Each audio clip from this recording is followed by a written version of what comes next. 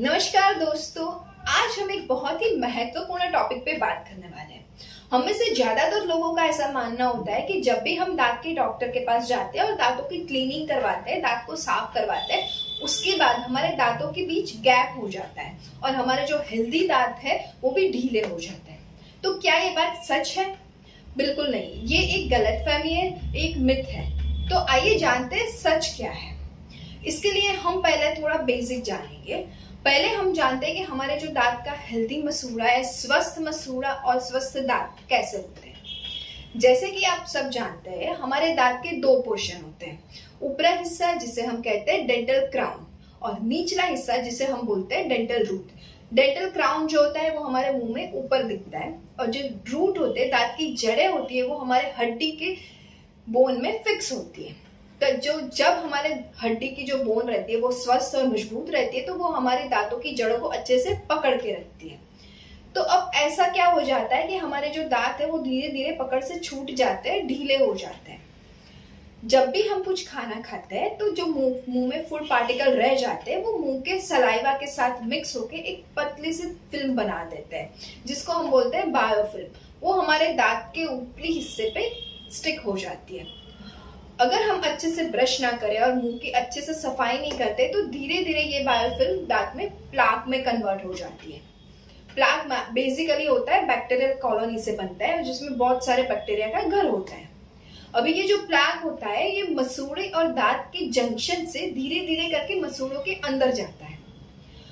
मसूड़ों के एक बार अंदर जाने के बाद वो जो हमारा हेल्दी बोन रहता है उसे धीरे धीरे करके वो खाने लगता है, जिसे हम कहते हैं बोन लॉस। और जो ऊपरी हिस्सा है वो धीरे धीरे करके हार्ड हो जाता है, जिसको हम बोलते हैं कैलकुलस।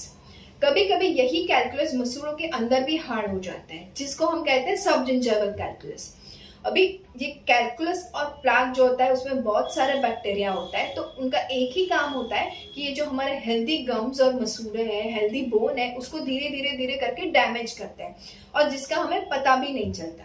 तो जो हमारे बोन का सपोर्ट है वो धीरे धीरे धीरे करके कम हो जाता है और इसकी वजह से जब भी हम दांत के डॉक्टर के पास जाते हैं और दांतों की क्लीनिंग करवाते हैं तो डॉक्टर हमारे दांतों की मशीन से क्लीन करते हैं, ये सब जो कचरा है उसे निकाल देते हैं। तो हमें ऐसा प्रतीत होता है कि हमारे जो दांत का सपोर्ट है वो निकल गया और हमारे दांत ढीले हो गए। पर एक्चुअली में हमारे जो दांत का सपोर्ट है वो है हेल्दी बोन। वो तो कब का निकलना शुरू हो गया था। इसी की वजह से जब भी हम ये कचरा निकाल देते हैं तो हमें लगता है कि हमारे दांत हल्के से ढीले हो गए। अभी दूसरी एक गैर मान्यता ये है कि मशीन की वजह से हमारे दांत घिस जाते हैं, लेकिन ऐसा बिल्कुल भी नहीं है। डॉक्टर जिस मशीन से आपके दांतों की क्लीनिंग करते हैं उसको बोलते हैं अल्ट्रासोनिक स्केलर। और ये जो अल्ट्रासोनिक स्केलर होता है वो अल्ट्रासोनिक वाइब्रेशन से दांत के जमे हुए कचरे को ब्रेक डाउन करके रिमूव कर देता है। वो आपके दिनामन को घिसता नहीं है, तो इसकी वजह से आपके दांत बिल्कुल भी घिसते नहीं है। और जो गैप क्रिएट हो गई है वो तो आपके दांतों में एक्चुअली हो गई थी, लेकिन कचरे से भर गई थी।